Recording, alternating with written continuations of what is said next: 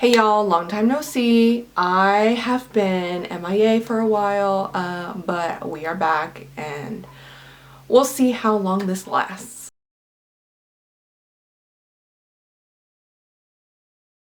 So today's video, I'm going to be sharing with you my July wrap up. It is currently July 30th. There's technically like today and tomorrow left of the month, but I felt like filming right now. So we're going to be wrapping up my July. To start off, let's count how many books I've read this month. 1, 2, 3, 4, 5, 6, 7, 8, 9, 10, 11, 12, 13, 14, 15. I've read 15 as of right now, but I'm planning on finishing a 16th book tomorrow, since I do have another day until the end of the month. But without further ado, let's just get right on into it.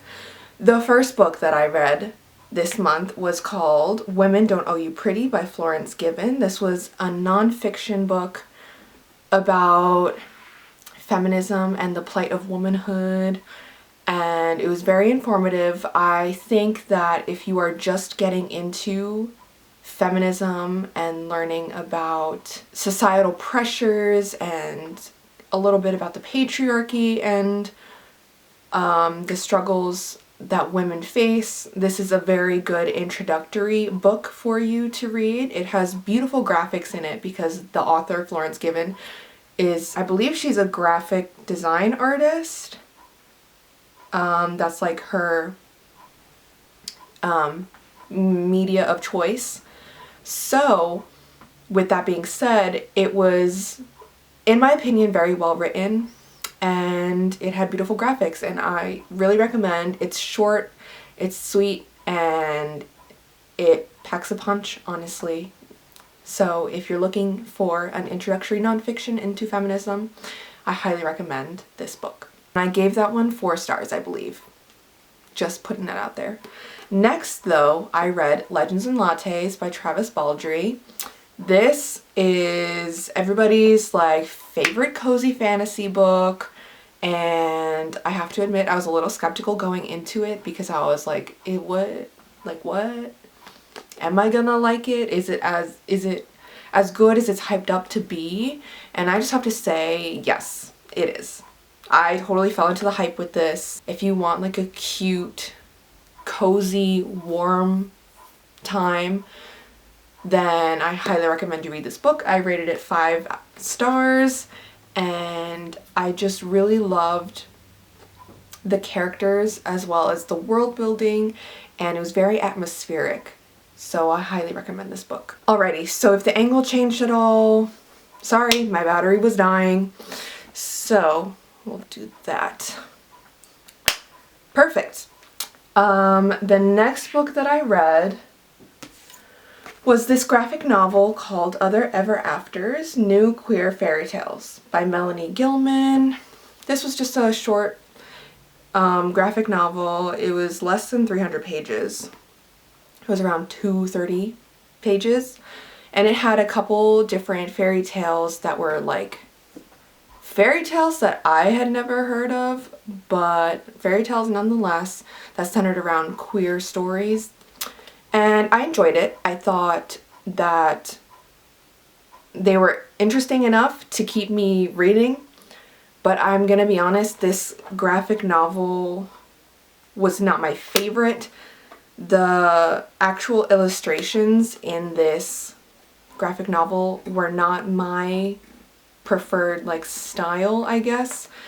It looked very much like it was almost colored in with like a colored pencil. Like it has those like strokes in it, which is not my favorite. It didn't affect my overall enjoyment of it, but it was something that I noticed, as well as the stories were cute, but they didn't like stick with me at all.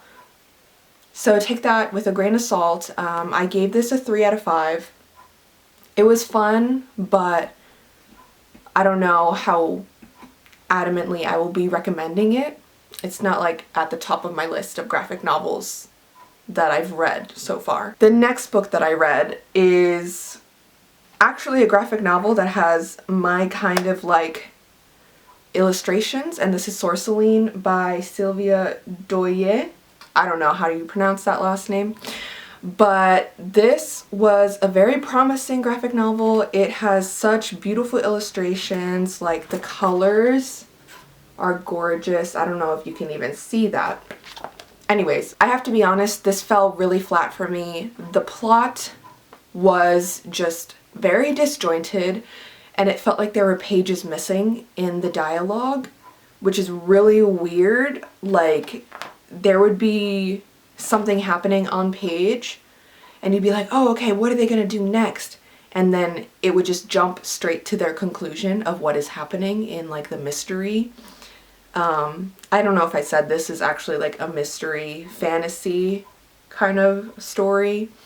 So anyways, every time they were like solving a piece of the puzzle of like the overarching mystery, it was like they found a clue and then the next page was, oh, I know what that clue was about. And it gave no context for how they came up with the answer or like the reasoning behind what that clue meant.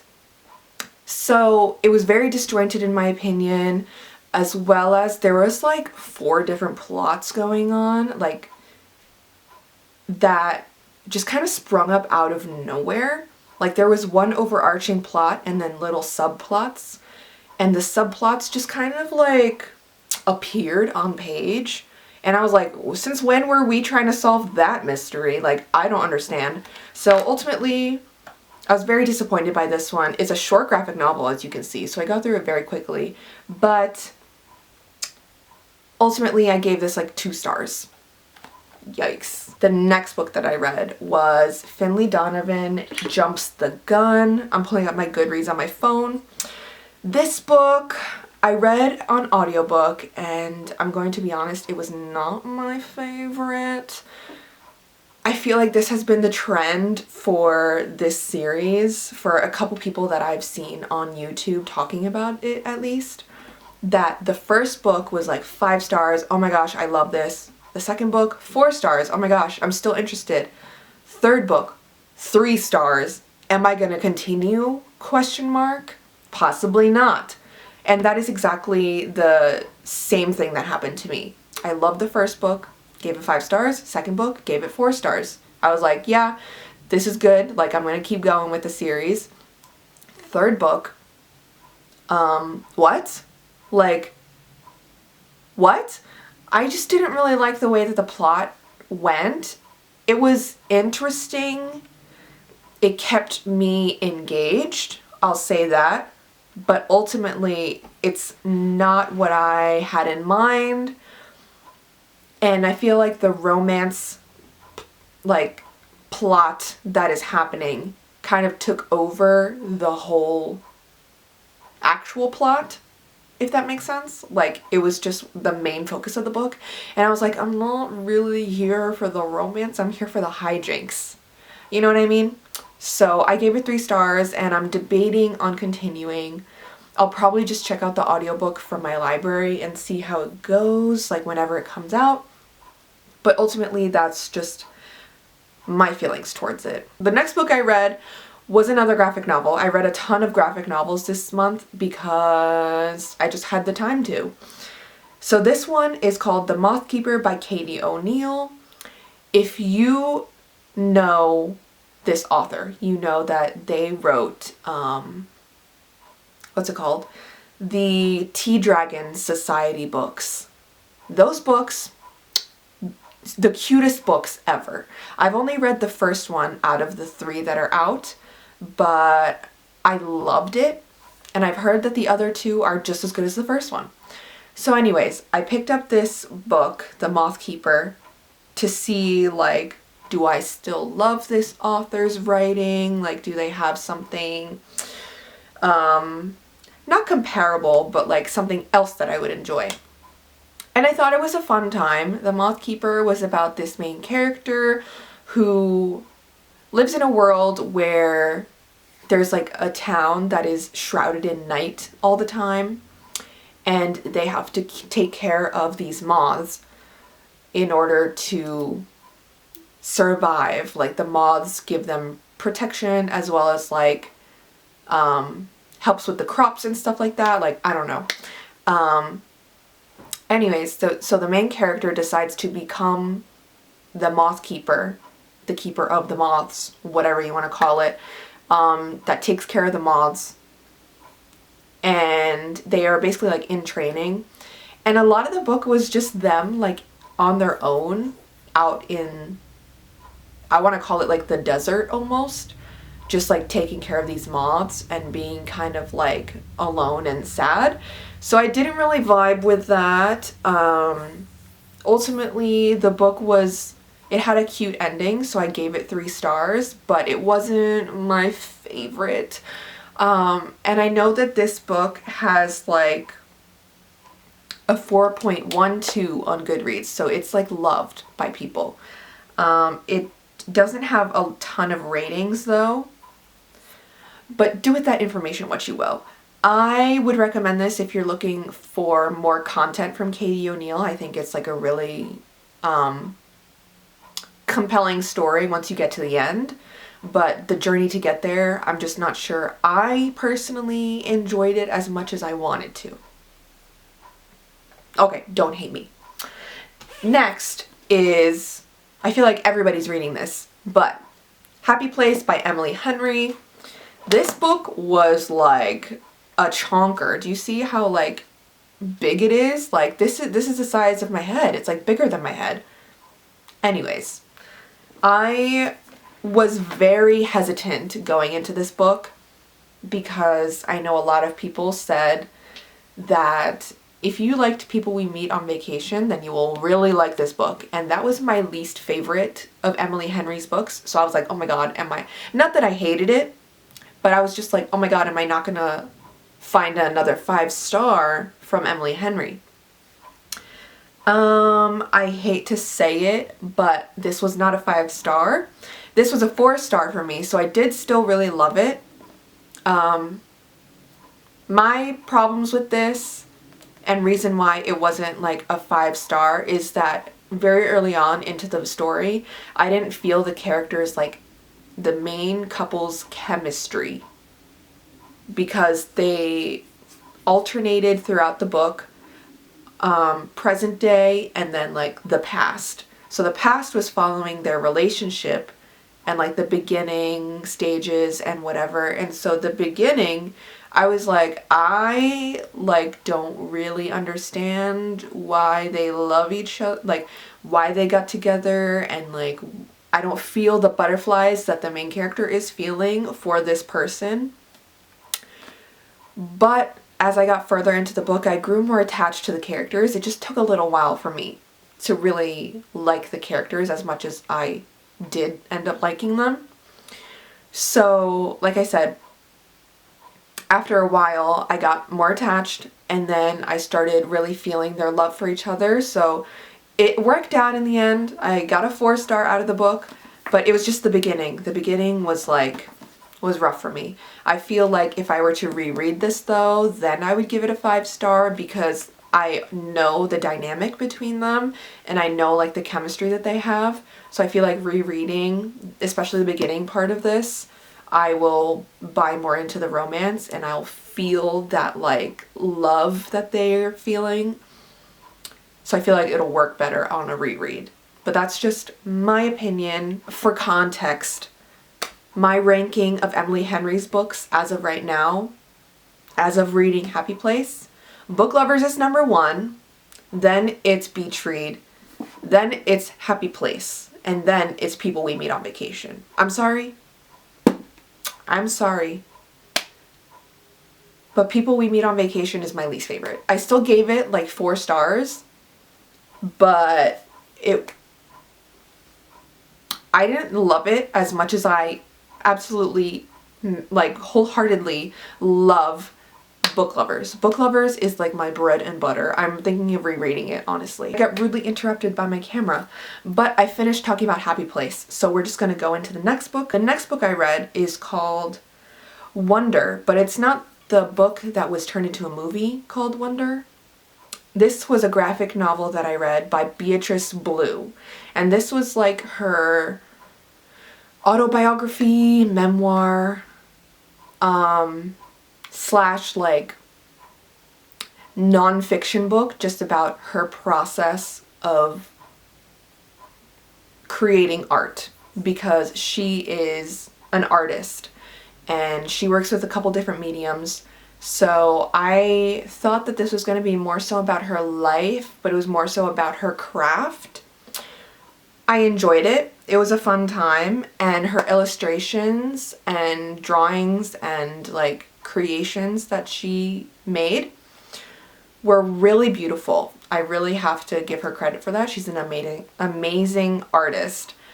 But the writing is where I felt it was lacking. I didn't feel attached to her as a person. Like, I didn't really care about her art as much as she cares about her art. So ultimately I gave this a 3 stars. And yeah, that's all I have to say. If you like books about art and about a person's creative process to get to like the final product, then I recommend that you read this one. This was a fun book. But yeah, I don't know how much enjoyment other people will get out of this one if you're not into art like that. Which I am not into art like that, so that's why it was like, oh, why did I pick this up? The next 2 books that I read were Garlic and the Vampire and Garlic and the Witch. I read these kind of out of order. Apparently you're supposed to read Garlic and the Witch first and then Garlic and the Vampire, but I read these back to back, so I don't think it really matters like what order I read them in. I'll just hold them up like this. So these 2 books are about a cute little garlic bulb, like personified, who is like an anxious mess. And I was like, huh, relatable. But they go on these little adventures that kind of test their anxiety and their bravery and stuff like that. But these were ultimately really cute. I love the message behind them. Don't let your anxiety stop you from living, whatever, and that you are still loved, and like you, whatever. It was a cute little message. I gave these 5 stars. I generally like, if I love a graphic novel and I think that they have a good message behind them, I'll just give them 5 stars. This is the part where I read like 7 graphic novels in a month. But anyways, this next book that I read is a graphic novel called Out There by Sierra Miller. And ultimately, like, I don't know how I feel about this book, because it was about a dad and his daughter who go on a trip. Basically, the dad believes in aliens, and the whole book is about them going to like this alien convention, and the daughter's like conflicted, like, because her friend thinks that her dad is like weird for thinking aliens are real, but then the girl on the other hand is like, well, I believe in my dad, I believe that he believes in aliens, so that means that I believe in aliens, you know what I mean? So it's like she was conflicted between like, am I weird for this because my friend thinks it's weird, or is it just like, do I think it's cool because my dad thinks it's cool? Like, she was conflicted between that. And it was very much so the main plot of the story. People like judge you for your interests and stuff like that, and like, are you going to believe them / listen to their opinions just because like they think it's weird? Like, do you think it's weird, like, type thing. I don't know if I'm really explaining this in the most eloquent way, but ultimately it was not my favorite. It had really beautiful, like, vibrant illustrations. I will give it that, because my biggest pet peeve is when a graphic novel is like monochromatic and not like colorful. So this graphic novel, was very vibrant, very colorful. But ultimately, I didn't really like the whole alien thing. Like, I don't know what the truth is behind all of that. But the whole book was about like, oh, aliens are real. And like, this thing that happened is real about aliens. And I was abducted by aliens and da da da da da. And it was like, well, okay, what is the point behind this? I ultimately gave it a 3 stars. If you think that it's something that you'd be interested in, then read it, form your own opinion on it. But I was just like, I don't know about that. The next book that I read was another Katie O'Neill book. This was called Acricorn Cove, and it's basically about like a fishing town. It's like a small town on the shore, basically, on this island. And so these people are like being harmed by the natural environment because there's like a bunch of like storms happening in the area, and they're like, oh no, like how are we gonna survive these storms? But then they're also like taking a lot from the ocean, like fishing wise, and they're not really doing it in like the best practice, if that makes sense. So the whole book is about like, oh, we need to protect the environment, so we need to like do our part in not taking advantage of the resources that the natural environment like provides for us, whatever. So it was cute. I love the illustrations. I love Katie O'Neill's style of like illustrating, drawing, whatever. And I thought the message was nice. Did I love it? No. So I gave it a 4 stars. But I thought it was a cute book. It was like less than 100 pages. So it doesn't take you long to read. Now we are getting to the end of the road. This was like my 5-star of the month. Carrie Soto is Back by Taylor Jenkins Reid. This book, if y'all don't know, is about a retired tennis star named Carrie Soto, and she holds the most records for like most slams won in tennis. Now, if that didn't make sense to you, it didn't make sense to me when I started reading this, but because I don't know anything about tennis. But this story is so compelling, so like compulsively readable. I highly recommend, even if you don't like sports, like I don't like sports, but if you like a compulsively readable book and you like Taylor Jenkins Reid, then I highly recommend you read this. But basically, I didn't finish telling you what this book is about. So Carrie Soto holds the most awards for slams, and then she retires. 5 years later, this other woman comes and like ties her record. So Carrie Soto's like, well, I'm going to come out of retirement and I'm going to beat this woman so that I can like maintain my title, blah, blah, blah. So that's what the whole book is about. But it's about so much more than that, and I loved it. I have to tell you, I got the audiobook for this from my library, as well as like I own the physical copy, so I was reading with both audiobook and physical copy. I was reading this at my boyfriend's place out loud while he was just like playing a game on his phone. He was like looking over and like listening and reacting to the audiobook as I was listening to it, and he was like, oh my gosh, no she didn't. And then he was like, whoa, like when things got intense, and I was like, oh, even he's into it, like this is a really like interesting book. So I just thought that was funny. I don't know if that shows you how intriguing this book is. Anyways, 5 stars, highly recommend this book. We are down to the last couple books. Okay. So the next book that I read is That Time I Got Drunk and Saved a Demon by Kimberly Lemming. I don't know if y'all have heard of this book.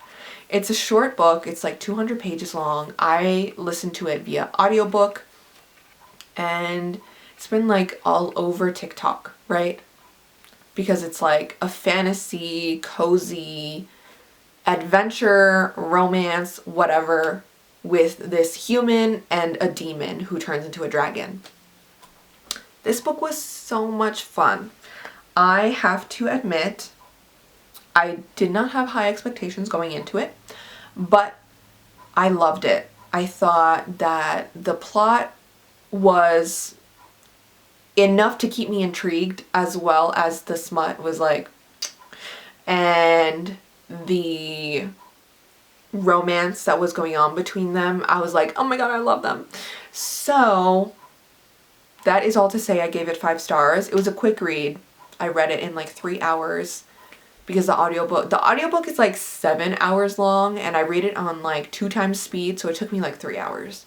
It was like very quick, very easy, compulsively readable again. And yeah, I just had a fun time with it. The next book that I read is the last graphic novel of the month. And this is, I feel like, a very popular one. This is The Prince and the Dressmaker by Jen Wang. This is about a prince. So in the beginning of the story, he's supposed to be finding a wife, right? Whatever. He's like 16. And he doesn't want to, but he like goes along with it anyways. But then at night, he hires a seamstress to make dresses for him because he has this like alternate persona slash like that he just creates so that nobody knows it's him, the prince, going out in dresses.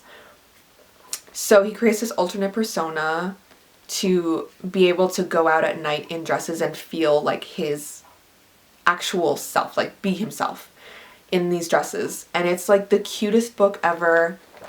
I love the message behind it, and the illustrations are so cute and so colorful, and it's a pretty long one actually, I feel like, in my opinion. It's almost 300 pages, so it's not like a light read or anything. I really love this book.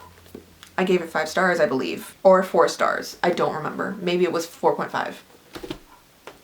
And the last book, I technically have not finished it yet, so that's why I'm kind of like, about it. But this is Clytemnestra by Costanza Casati. This cover is like gorgeous. I don't know if you can see that because of the glare. But this is a Greek myth retelling about Clytemnestra. If you guys know about the Trojan War that took like 10 years or whatever and was led by Agamemnon, amongst others. Clytemnestra is Agamemnon's wife. So, this goes back before she even meets Agamemnon. This is about her entire life. And she's one of those like forgotten characters, I feel like, in just Greek myth retellings in general. Because I feel like the women are not as talked about as the men, the warriors, whatever. But this is such an intriguing book. It came out this year, and I am, let me see, I have like 100 more pages left. I think it's like 70 pages, and my app that I use to track my reading says that I have an hour and 30 minutes left of the audiobook to go. So I think I can finish this in today and tomorrow. That's why I'm counting this. I'm loving this book so far, but I have to be honest, this is like over 400 pages. And the writing, or the actual like typed out words on the page, are the smallest. It's the smallest font I've ever seen in my life. So it's taking me forever to read through this book because like I just like my reading speed is so slow compared to other books. Anyways, that is to say, I'm still enjoying this. It's just taken me a long time to get through this, but I believe in myself. I believe I can finish this within the next 24 hours. So that's why I'm adding this here. When I'm editing, I'll add my star rating here. But yes, this is the last book of the month. Hopefully I end the month having read 16 books. Alright y'all, so these are some of the 16 books that I've read this month. Some of the books, as you noticed, I did not have with me because I got them from the library. But anyways, these are some of the books that I've read this month. Thank you so much for watching. If you enjoyed this, please follow me down below, subscribe to my channel. I also have a TikTok and an Instagram. And yeah, thank you so much for watching this video. I'll see you in the next one. Bye!